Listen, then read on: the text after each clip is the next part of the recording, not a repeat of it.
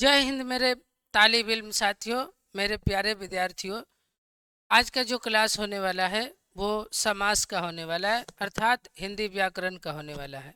तो हिंदी व्याकरण का बहुत ही शानदार और जानदार चैप्टर समास आपके लिए आया हुआ है। देखिए, ये जो समास है पूरे 10 अंकों का पूछा जाता है, चाहे वो 10th का एग्जाम हो, चाहे 12th का एग्जाम हो, चाहे किसी भी प्रकार का एग्जाम हो।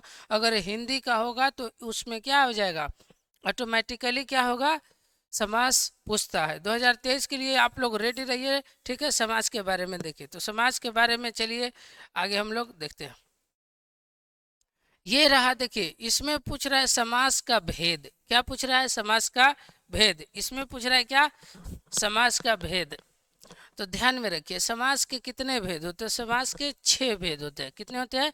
6 भेद होते हैं। एक होता है द्वंद्व समास। क्या होता है? द्वंद्व समास। उसके बाद होता है क्या? द्विगु समास। क्या होता है? द्विगु समास। और इसके बाद होता है अव्ययी भावी समास। उसके बाद बहुव्रीहि समास। उसके बाद क्या है? तत्पुरुष समास। उसके बाद देखिए इसमें लिखा है कर्मधारय समास। क्या है? कर्मधारय समास, है ना। तो देखिए समास के कितने भेद हो गए? एक हो गया द्वंद्व समास, द्विगु समास, अव्ययी भावी समास, बहुब्रीहि समास, तत्पुरुष समास, कर्मधारय समास, है ना। तो देखिए इसको आप लोग याद रखने के पूरा कोशिश करिए, पूरा कोशिश करिए, पूरा दिमाग पर जोर डालिए कि हमको क्या रहे, याद रहे। समास के 6 भेद समझ में आ गया ना।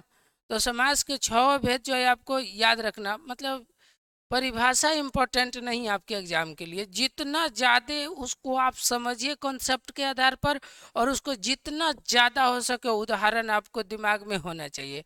परिभाषा का जो मतलब है ना, उस मतलब को उदाहरण पे समझना चाहिए। उदाहरण पे उसको एक्सपेरिमेंट करके देखना चाहिए कि अगर जम रहा है तो परिभाषा सही होगा, नहीं जम रहा है तो परिभाषा गलत होगा।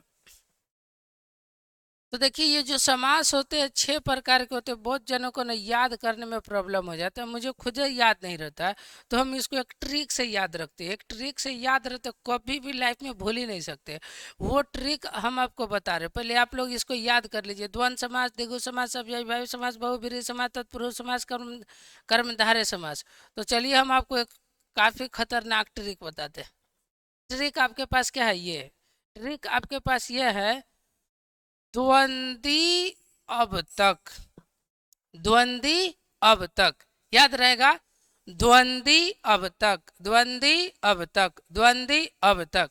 ये ट्रिक आपको अगर याद रहेगा ना, तो हमेशा आप कभी भी समास के पर ये जो भेद है 6 प्रकार का भूल नहीं सकते। वो भी एकदम लाइन से, द्वंद्वी अब से।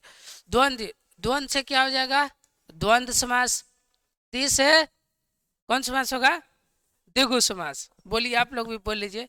द्वंद्व से द्वंद्व समास, द्वि से द्विगु समास, अ से अव्ययी भावी समास। देखिए ध्यान दीजिए, इधर इधर ध्यान दीजिए। द्वंद्व समास, द्विगु समास, है ना। अ से अव्ययी भावी समास। फिर देखिए एक बार इधर देख लीजिए, है ना।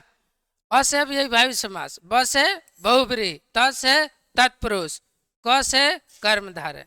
एकदम देखिए पूरा लाइन से एकदम गारंटी है कि मिलेगा। देखिए एकदम द्वंद्व समास, द्विगु समास, अव्ययीभावी समास, बहुब्रीहि समास, तत्पुरुष समास, कर्मधारय समास। एकदम देखिए ट्रिक भी आप एकदम देखिए, ट्रिक पर एकदम जम जाता है, एकदम सट जाता है। द्वंद्व समास, द्विगु समास, अव्ययीभावी समास, बहुब्रीहि समास, तत्पुरुष समास और कर्मधारय समास। याद हो गया? द्वंद्वी अब तक क्या याद रखना है? रेड से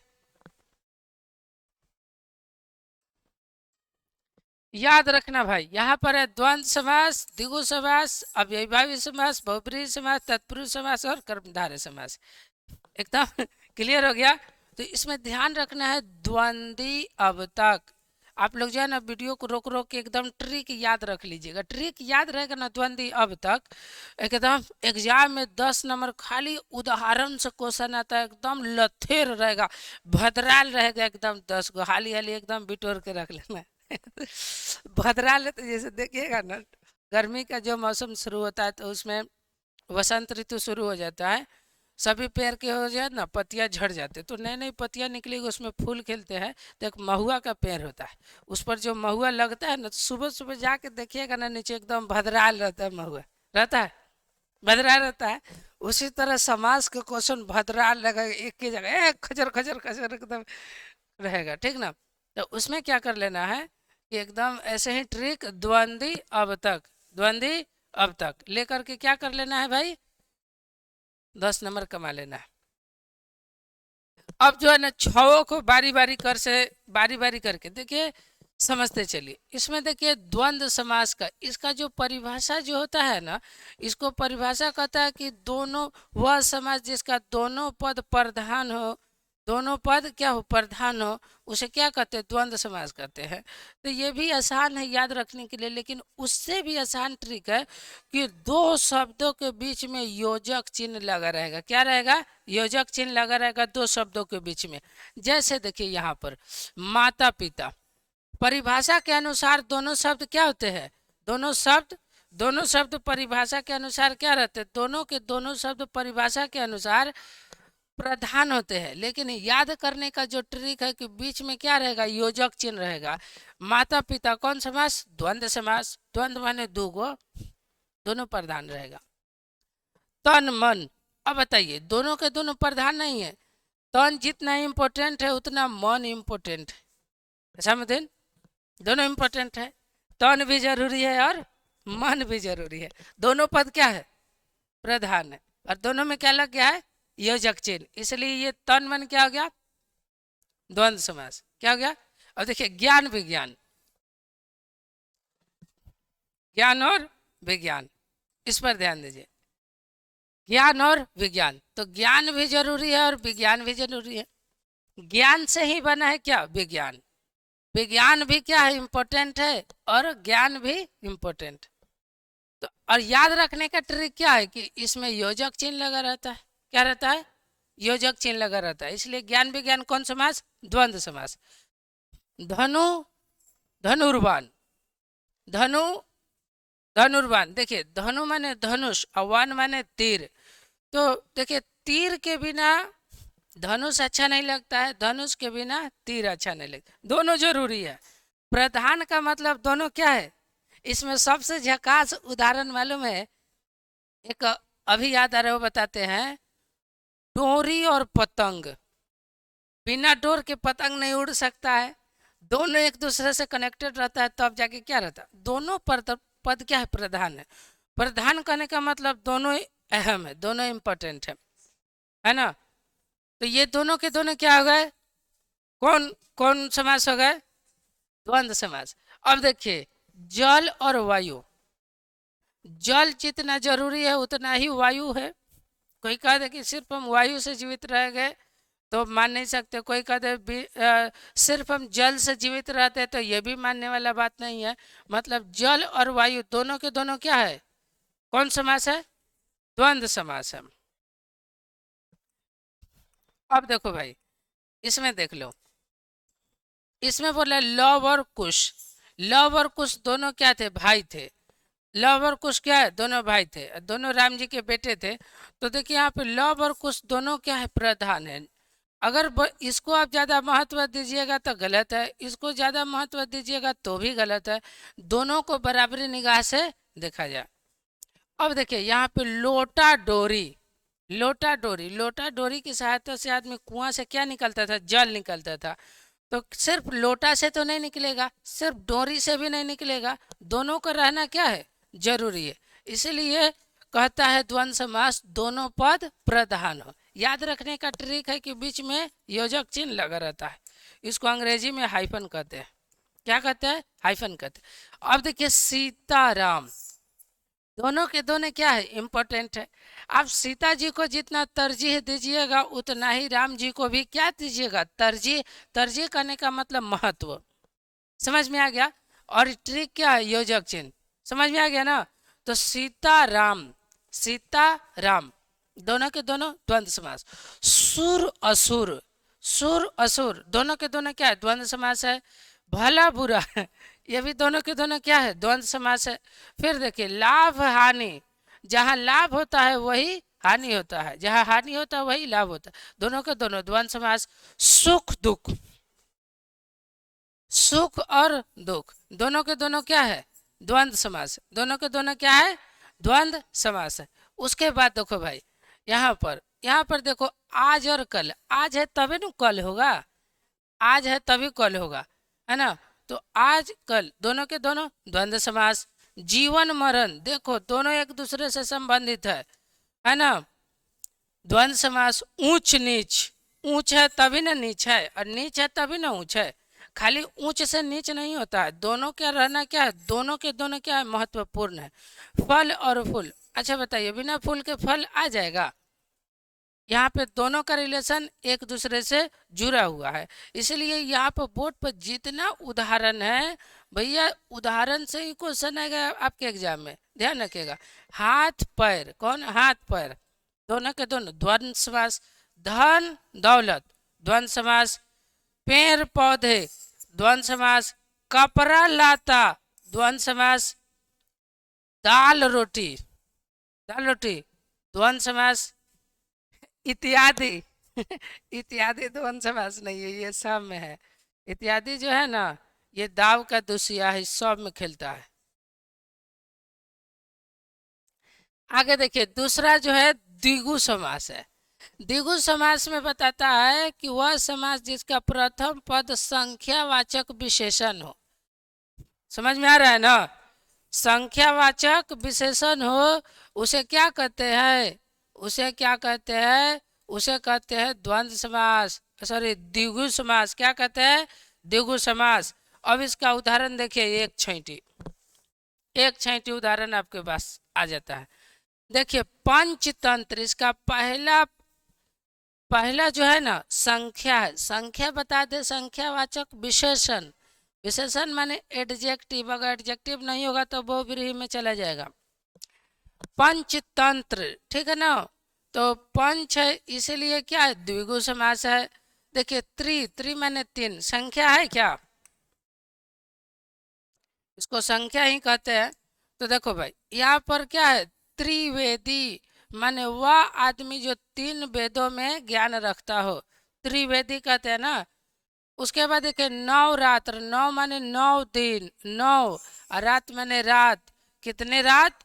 नवरात्र। तो यहाँ पे नौ माने 9, संख्यावाचक विशेषण है कि ना।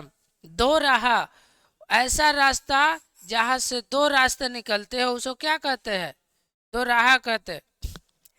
पंच तत्व माने 5 तत्वों का सम्मिलित रूप को क्या कहते हैं? पंच तत्व।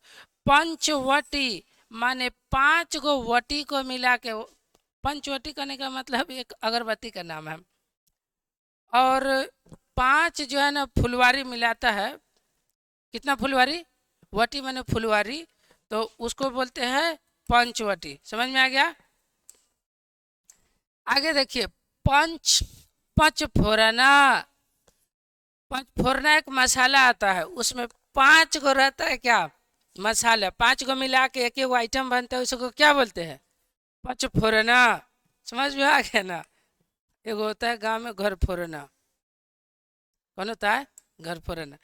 अब देखिए, यहाँ पर बता रहा है त्रिभुवन, मतलब 3 गो भवन। कै गो भवन? 3 गो भवन। समझ में आ गया ना? 3 गो भवन, तो 3 गो भवन मिला गया, उसको क्या कहेंगे? त्रिभुवन। अब देखिए, इसमें आपको बताते हैं भाई साहब, इसमें बोला चतुर्मुख। चतुर्मुख मैंने मुंह, मुख मैंने मुंह, चतुर मैंने 4, कै गो मुख? हाँ, जिसका 4 गो मुंह रहता है उसको क्या बोलते हैं? चतुर्मुख। यहाँ पे ध्यान दीजिए, चतुर्मुख जो है ना, अगर किसी वस्तु पर जाता है, किसी व्यक्ति पर अगर जाता है वैसा, तो उसको हम बहुब्रीहि समास कहेंगे। लेकिन यहाँ पर किसी चीज़ की विशेषता बता रहा है, विशेषण है, तो वो क्या होगा? वो द्वंद्व समास, सॉरी द्विगु समास होगा। पंजाब, पंजाब इसका नाम इसलिए पड़ा है, यहाँ पे 5 गो नदी का मिलन है। कै गो नदी का? 5 गो नदी का मिलन है, इसलिए क्या कहते हैं? पंजाब। चार पाई कथी? खटिया। पाई माने पाँव, माने टंगरी गोर। चार पाई माने खटिया। 4 माने 4, संख्यावाचक विशेषण बता रहा है, संख्यावाचक विशेषण बनाता है तो उसे द्विगु समास कहते हैं। दोपहर, दोपहर माने 12 बजे जो दिन रहता है ना उसको दोपहर कहते हैं। इंग्लिश में कहते हैं नून, नमक वाला नून नहीं, नून माने आफ्टरनून, समझ में आ गया। हाँ। एक बार ना एक टीचर बोला था, सॉरी स्टूडेंट एक बोला सर को, sir good afternoon, good afternoon sir. तो सर जी बोले गुड आफ्टर चीनी स्टूडेंट। नून के बदले में चीनी लगा दिए थे, हालांकि होता नहीं, वो मजाक किए थे। आगे देखिए, दो मासा, मासा माने महीना, और दो माने दूगो, कई गो महीना, दूगो। कभी कभी पंडित जी जो है ना दो मासा लगा देते हैं, दो मासा या दो मास, है ना। कभी कभी 2 महीना का सावन लगता है, सुने हैं, तो वो 2 मासा होता है। क्या होता है? 2 मासा, 2 महीना के सावन लग जाता है। सप्ताह माने 7 दिन, सप्त माने 7, सप्ताह माने 7 दिन। तो देखिए सप्त मतलब 7, संख्यावाचक विशेषण आ रहा है। त्रिफला माने वह फल जिसमें 3 गो निकल गया हो। त्रिफला जैसे खाजा होता है ना, उसमें त्रिफला चतुर्फला सब हो जाता है, कोनो कोनो 3 गो वाला होता है। उसके बाद देखिए द्विगु, द्विगु माने 3, त्रि माने 3, द्विगु माने 2, अठनी माने, अठनी समझते हैं? अठनी मतलब क्या होता है? आठनी, आठनी। यहाँ में 8 जुटा है, इसलिए मतलब ये संख्यावाचक विशेषण है, अर्थात ये द्विगु समास है। यहाँ देखिए अठनी जो है ना, आपके पापा चाचा लोग देखे होंगे, जिसे मैं भी देखा हूँ ना, हम लोग के ज़माने में अठनी चरनी चलता था।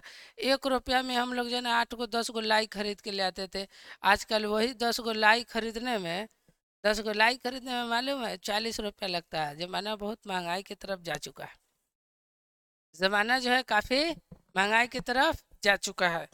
अब देखिए यहाँ पे क्या है, 9 ग्रह, 9 माने 9, ग्रह माने 9 ग्रहों का समूह, कौन? द्विगु समास। त्रिकाल, त्रिकाल शंकर भगवान को कहते हैं। तो नहीं, शंकर भगवान को कहेंगे तो ये क्या हो जाएगा? बहुब्रीहि समास। यहाँ पर त्रिकाल माने 3 गो समय, यहाँ पर त्रि माने यहाँ पे क्या? द्विगु समास। त्रिपाल, त्रिपाल गांव में आप देखते होंगे बिछाने के लेकर सब मिलाद में बैठता है। तो त्रि माने 3, त्रि, त्रि रहा माने 3 गो रहा। तो संख्यावाचक विशेषण की वजह से क्या है? द्विगु समास है। आगे देखिए, एकांक इसमें एक है, एक की वजह से द्विगु समास। एक तरह इक माने एक, इक मतलब एक, तो क्या हो गया? द्विगु समास। चवन्नी माने 4, इसमें क्या है? 4, इसके वजह से ये क्या हो गया? द्विगु समास। यहाँ पर चतुर्वेद, चतुर्वेद माने इसमें 4 छुपा हुआ है। कितना छुपा हुआ है? 4 छुपा हुआ है। कितना छुपा हुआ है जी? 4, इसलिए क्या है? द्विगु समास। 9 लाख माने 9 लाख, 9, 9 लाख, बाप रे बाप। 600 के नौकरी बा, 900 के सारी, हाय हाय रे आंगनबाड़ी, एगो गाना निकला था। तो मैं 6 और 9 जितना है ना, सब के सब क्या है? संख्यावाचक विशेषण है, जिसके वजह से वो क्या, कौन सा समास हो गया? द्विगु समास। यहाँ पे कुछ अपवाद आपको देखने को मिलेगा। यहाँ पर देखिएगा, यहाँ कॉर्नर पर क्या है? अपवाद है कुछ चीजें। यहाँ पर देखिएगा त्रिशूल, त्रिशूल जो है ना शंकर भगवान के मतलब हाथ में जो रहता है वो त्रिशूल। तो त्रिशूल जो है ना मतलब यहाँ पर क्या हो गया? बहुब्रीहि समास हो गया। कौन समास हो गया? बहुब्रीहि समास। इसमें भी त्रि है, लेकिन क्या है? पहला शब्द क्या है? संख्यावाचक है, लेकिन बाद वाला क्या है? संज्ञा है, इसलिए बहुब्रीहि समास। त्रिनेत्र, नेत्र मतलब आंख, क्या है भैया? संज्ञा है ना। त्रि मतलब 3 गो आंख, ये शंकर भगवान का नाम है। इसलिए क्या है मतलब ऐसा समाज जिसमें देवी देवता का नाम होता है वो क्या कहला जाता है? वो बहुब्रीहि समास। त्रिलोचन माने 3 गो आंख वाला। चतुर्मुख, विष्णु भगवान जो होता है ना चतुर्भुज, उनके 4 गो क्या है? हाथ है। 4 गो भुजा है, इसलिए उनको चतुर्भुज कहा जाता है। अब देखिए एक दंत, एगो दांत वाला गणेश भगवान को कहते हैं। ये सब देवी देवता क्या है? बहुब्रीहि समास। बहुब्रीहि समास का ना लड़का से कहता है वह समाज जिसमें बहू की वृद्धि हो। बहू माने पुतोहिया, पुतोहिया काले में वृद्धि होगा। आगे देखिए चतुरानन, ब्रह्मा जी जो, ब्रह्मा जो है ना, ब्रह्मा विष्णु महेश लंकेश कहते हैं ना। दशानन, रावण को। ये सब देवी देवता के लिस्ट जो होता है उसको बहुब्रीहि समास कहते हैं। अपवाद था इसमें का, किसमें का, द्विगु समास में का। कौन समास? द्विगु समास में का, इसलिए मैंने आपको क्या कर दिया, बता दिया। चलिए तीसरा की तरफ चलिए। इसमें बोल रहा है क्या, अव्ययी भाव समास। कौन समास? अव्ययी भाव। इसमें पहला पद क्या होगा, उपसर्ग होगा। क्या होगा? उपसर्ग। उपसर्ग और प्रत्यय आप लोग समझते होंगे ना, उपसर्ग होगा। पहला पद क्या होगा, उपसर्ग होगा भैया। तो देखिए इसमें क्या कर रहा है, उदाहरण देखिए। निसंकोच, बिना डरे। नि जो है ना उपसर्ग है, उपसर्ग के कारण क्या है, अब यही भाव समास है। अ देखिए, अकारण मतलब बिना कारण का। कौन समास? अब यही भाव समास। यथा, ये क्या है, यथा। यथा क्या है भैया, यथा क्या है, ये सब के सब क्या है, उपसर्ग है। उपसर्ग है ना। यथा संभव, यथा भी क्या है, यथा यहाँ पर उपसर्ग है। इसलिए ये जो टोटल के टोटल क्या हो गया, अब ये भावी समास हो गया। यथा नाम, यथा नाम, यथा जिसमें यथा लगा, ये सब जो है ना, ये सब के सब, यथा मति, यथा शक्ति, यथा भक्ति, ये सब के सब क्या है भैया, सब के सब अव्ययी भावी समास है। उसके बाद देखिए, बाकायदा, बा जो है ना ये सब विदेशी वर्ड है, फारसी वर्ड है। बाकायदा मैंने कायदा के साथ, कायदे के साथ नहीं कहता, एकदम बाकायदा मैंने कायदे के साथ काम हो रहा है। यहाँ पे देखिए तो सब क्या, अभिभाव सब बेनाम। यहाँ पे बे जब जुट गया ना, काम को क्या कर दिया, उल्टा कर दिया, बिना काम के। बेशक, बिना शक के। बेलगाम माने बिना लगाम के। भरपूर माने भरपूर, जैसे कहते हैं ना एकदम भरपूर। फैसला जो कुछ हो, फैसला जो कुछ हो मंजूर होना चाहिए। इश्क हो या जंग हो, भरपूर होना चाहिए ससुरा के, एकदम भरपूर। इसको भोजपुरी में कहते हैं हिक भर। ये जो भरपूर है, इसको भोजपुरी में क्या कहते हैं, हिक भर, है ना। तो भरपूर होना चाहिए, सही बात है भाई। इश्क हो ना एकदम भरपूर हो, कि दोनों एकदम सेटिस्फाइड रहे। और मार धार हो तो भी भरपूर हो, कि एकदम जमाना याद करेगा। समझे ना। आप लोग के साथ हमेशा ये दोनों में से एक होता, ज्यादा इश्क वाला होता होगा। आजकल ससुरा से अधूरे करके छोड़ देता है। भरपूर करो। भर पेट, यहाँ पे जो भर है ना, भर, भर मतलब ये क्या है, उपसर्ग है। किसी भी शब्द में जुटेगा तो उसको कंप्लीट कर देता है ना। भर पेट माने पूरा पेट भर। नहीं समझ में आ गया। आगे देखिए, आगे लिखे आरक्षण। आ जो है ना, आ यहाँ पे उपसर्ग है। नी डर माने बिना डर के, बिना डर के। नी जिसमें लग जाएगा ना तो उसको उल्टा कर देता है। नी संदेश, बिना संदेश के। नी धरक माने बिना धर के, है ना। उसके बाद निर्भय, बिना भय के। बेरहम, बिना रहम के, है ना। बेशर्म, बिना शर्म के। आगे देखो जी, प्रत्येक, प्र, इसे जो है ना, प्र जो है, प्र ये भी क्या उपसर्ग है। प्र इसमें इसमें इसमें सब में क्या है, सब में क्या है, उपसर्ग है। उपसर्ग होने के कारण प्रत्याग, प्रतिफल, प्रतिवर्ष, प्रतिदिन, प्रत्याग, प्रत्यांग, ये सब के सब क्या है, अव्ययी भाव समास है। अव्ययी भाव समास है। आगे देखिए, आजीवन, पूरे जीवन भर। आज जो जिसमें जुट जाता है ना, उसको मतलब पूरा कंटिन्यू कर देता है। आजीवन मतलब पूरे जीवन भर। आज जन मतलब पूरे जन। कोई कोई लड़कियां ना केकरो से प्यार कर लेती है ना, तो कहता है, ए दोस्त, तुम आजीवन मेरा साथ दोगे, है ना। सिर्फ 7 जन्म तक। लड़की सबको बड़ा टेंशन रहता है, किसी से भी इश्क करेगी ना तो पहले यही प्रॉमिस करती है। और उस पर आजकल जो है ना, तो 4 गो भरोसा तोड़ देता है लड़कावा सब। और उस सोचते चल पहले हमरा से कोर्ट मैरिज कर ले, कि केनो भागेगा तो पुलिस के माध्यम से तोरा खुजवा लेंगे। और शादी हो के मतलब कोर्ट मैरिज से जाती है, एकदम रंगदारी से राज करती है। कहाँ? ससुराल में। कौनो कुछ बोलेगा एकदम डरवा देगी। मालूम है क्या कहती है, को हर बात में मालूम है क्या कहती है, मार के माचिस हम अगिया लगा ले, अब बाप बेटा नाती लोग के जेल में ठुसवा दे। मतलब अजीब हाल कर देती है। इसीलिए लड़का लोग कोर्ट मैरिज, किसी से भी शादी नहीं करने का मतलब, कोई भी उसको परेशान करेगा ना, बस ये धमकियां देती है कि मार के माचिस हम आगिया लगा ले, बाप बेटा नाती लोग के जेल में ठुसवा दे। हमारी जिंदगिया में खेत बटवाई दे, जीवन ढाना रे। कमाल हो जाता है। इसलिए मतलब लड़के से को टेंशन नहीं रहता है कि पहले क्या कर ले, हम ब्याह कर ले, न तो का जरूरी है ससुरा कल शान कैला के बाद फाइल ले जाएगा कि नहीं ले जाएगा। कितना फाइल पड़ल है, कोर्ट में पेंडिंग है, कितना केस का पता हमारा लिस्ट में नंबर आया कि नहीं आएगा। नहीं समझ में आ गया। उसी को कहते आज जन्म पूरे जन्म जन्म भर, पूरे जन्म जन्म भर, है ना। लड़का सब भी कमजोर थोड़ी ना होता है, पुलाने में बहुत है, कोई बात नहीं है। आगे देखिए अगला समास आपको पढ़ाते हैं। अगला देखिए बहुब्रीहि समास। ये तो हम पहले ही बता चुके हैं, मतलब उसी में बताए थे द्विगु समास में कि बहुब्रीहि समास में क्या हो जाता है, देवी देवता के नाम खूब आएगा। देखिए एकदम देवी देवता एकदम इसमें भरल रहेगा संज्ञा के साथ। त्रिलोचन 3 गो आँख वाला, दस मुख 10 गो मुंह वाला, दशानन 10 गो सिर वाला, इसे रावण है, ये दोनों रावण का उदाहरण है। दिगंबर, अंशुमानी, ये सब के सब क्या है, देवी देवता के नाम है। कमल नयन, जिसका नयन माने आंख जो कमल जैसा, गगन चुंबी, बाप रे। अरे यहाँ पर राजानन हम लिख दिए, यहाँ पे होगा गजानन, सॉरी क्या होगा, गजानन। गजानन माने हाथी वाला गॉड, एलिफेंट गॉड। किसको कहते हैं, गणेश भगवान को। अमेरिका में इनको एलिफेंट। सबसे ज़्यादा इनका मानदान महाराष्ट्र में है। कहाँ है, महाराष्ट्र में। गजब त्योहार मनाता है सबके। इसको गणपति बोलते हैं। क्या बोलते हैं, गणपति। गणपति पापा मोरिया, परेशान कमे हमें छौरिया, कहता है ना गाना, डेंजर गाना।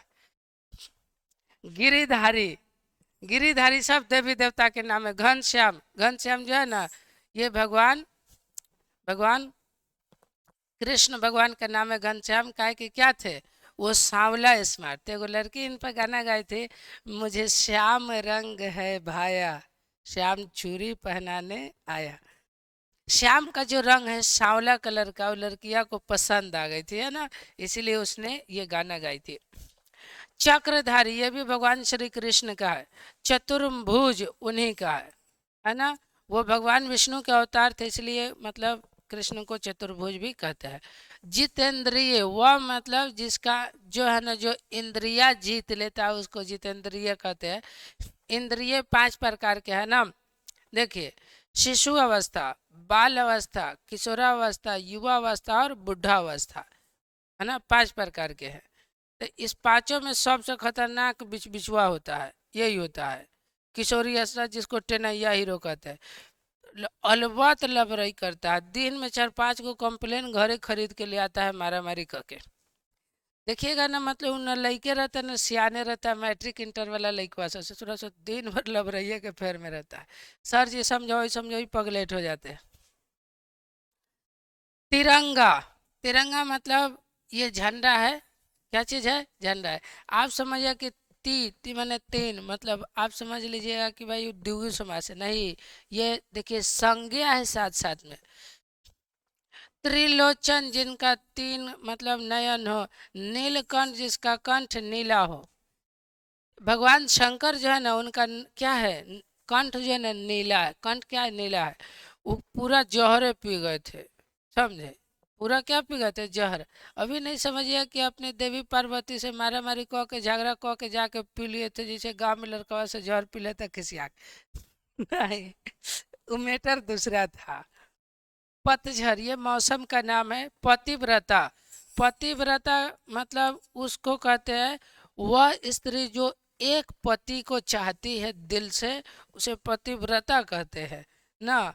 आजकल पति धरता है, पति धरता माने 10-12 को धैले रहती है सब। नहीं, इसीलिए इसको पति धरता कहते हैं। 12 सिंघा, 12 सिंघा मतलब ये क्या है, अब कहिए कि 12 सिंघा तो जानवर के नाम है, इसमें देवी देवता कहाँ से है। तो एक दो को मतलब अपवाद रहता है। अल्प बुद्धि, अल्प माने तनका से नहीं, बुद्धि माने जिसको थोड़ा सा बुद्धि रहता है उसे अल्प बुद्धि कहते हैं। महात्मा,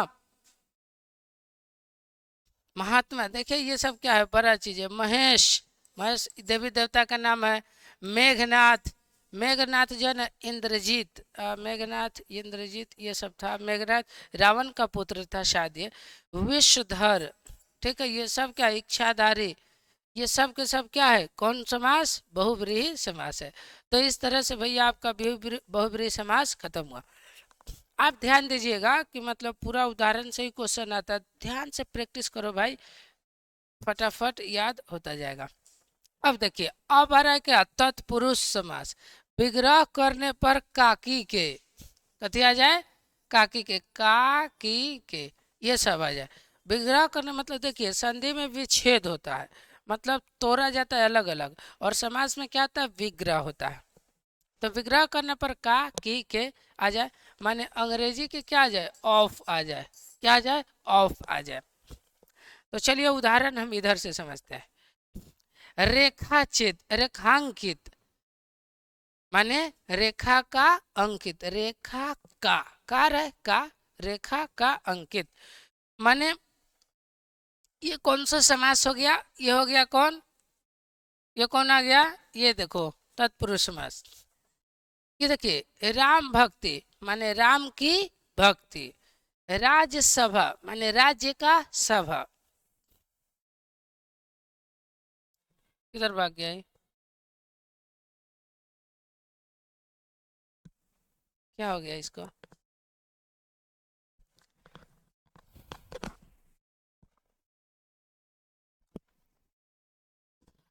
सॉरी, थोड़ा सा ही चकरिया गया था बड़का ट्रिक देख के। राज प्रसाद माने राजा का प्रसाद। हर तोड़ने में क्या आएगा? का आएगा, विग्रह हम करें। राजदूत माने राज का दूत। रसोई घर माने रसोई का घर। रणवीर मतलब रण में वीर, रण माने युद्ध, वीर माने जो बहुत महापुरुष है, रणवीर। उसके बाद देखिए सिर दर्द, सिर का दर्द। सत्याग्रह, सत्य का ग्रह, सत्य का ग्रह। शास्त्र प्रवीण, शास्त्र में प्रवीण, क्या हो जाएगा? शास्त्र में प्रवीण। विद्यालय, क्या हो जाएगा? विद्यालय, विद्या का आलय माने विद्या का घर। वनवास, वन का वासी। लोकप्रिय माने लोक, लोक का प्रिय। लखपति, लाखों का पति, लाखों का पति। रोग युक्त माने रोग से युक्त। आगे देखिए, बकरी मार माने बकरी को मारने वाला, बकरी को मारने वाला बकरी मार कहता है। अकाल प्रीत माने अकाल से प्रीत। अमृत धारा मतलब अमृत का धारा। हस्तलिखित माने हाथ का लिखा हुआ। हथकड़ी मतलब हाथ का बना हुआ, हाथ के लिए हथकड़ी बनता है। उसके तक विश्वजीत माने विश्व को जीतने वाला। स्नान घर माने स्नान, स्नान का घर, स्नान का घर। सेनापति माने पूरे सेना का पति, पूरे सेना का पति। मूर्तिकार माने मूर्ति बनाने वाला, मूर्ति को बनाने वाला। राजद्रोही मतलब राज का दुश्मन, राज का द्रोही। आत्मघात माने आत्म, आत्म को मारने वाला, आत्म को मारने वाला। मांसाहारी जो मांस को मतलब मांसाहारी माने मांस को खाने वाला। शाकाहारी जो साग सब्जी को खाने वाला। चिरी मार, चिड़िया को मारने वाला। खटाखट कितना जल्दी हो गया? लास्ट शायद अब होगा, कितना नंबर था? 5 नंबर। छठा देखिए, छठा जो है ना कर्मधारय समास है। कच्ची है कर्मधारय। इसमें क्या होगा? पहला पद क्या होगा? विशेषण होगा, और बाद में क्या होगा? संज्ञा होगा। बाद में क्या होगा? संज्ञा। जैसे चंद्रशेखर, चंद्रशेखर मतलब चांद जैसा, जिसका सिर हो, चांद जैसा जिसका सिर हो। सिर क्या हो गया? संज्ञा हो गया। और चांद जैसा विशेषता बता रहा है, चांद से उसका कंपेयर कर रहा है। क्या करे? कंपेयर कर रहा है। इस तरह से चंद्रशेखर क्या हो गया? क्या हो गया? कर्मधारय समास। लाल घड़ी, घड़ी कैसा है? लाल है। ये जो लाल है घड़ी की विशेषता बता रहा है, घड़ी संज्ञा है, और लाल क्या विशेषण है। नीलांबर, अंबर कैसा हो? नीला हो। अंबर माने आसमान, आसमान कैसा है? नीला है। इसलिए क्या ये कर्मधारय समास है। महात्मा जिसका आत्मा क्या हो? महान हो, है ना। देह लता मतलब लता जैसा जिसका देह हो, बॉडी हो। चंद्रमुख जिसका मुख कैसा हो? चांद जैसा हो। कैसा हो? चांद जैसा हो। नीलकमल जिसका कमल क्या हो, नीला हो।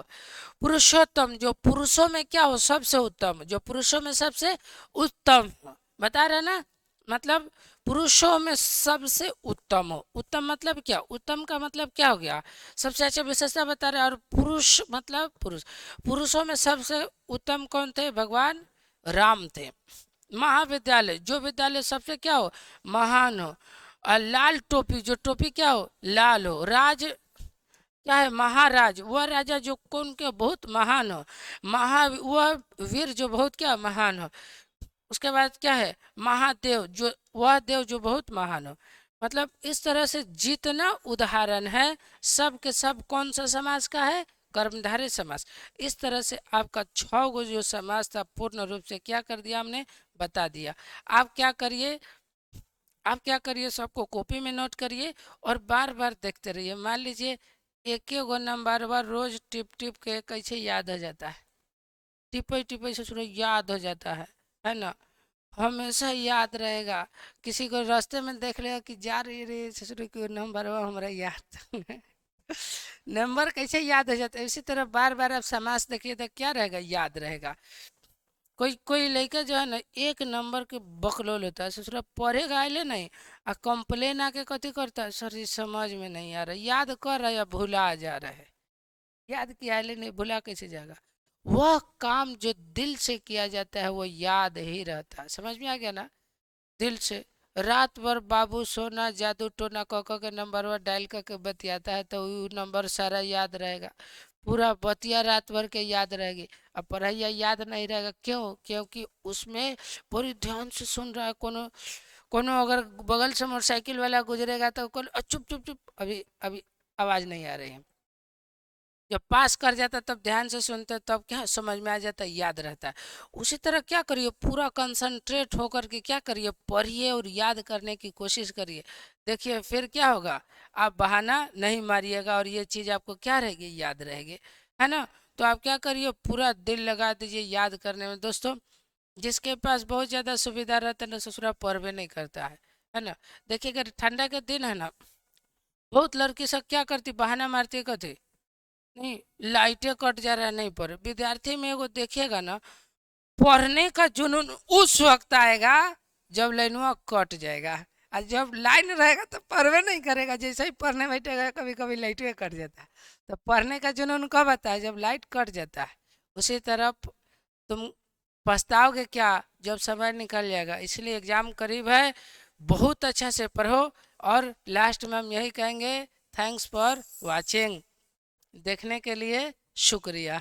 ठीक है, तो इसी के साथ मुझे दीजिए इजाज़त। Thank you very much. जय हिंद, जय भारत।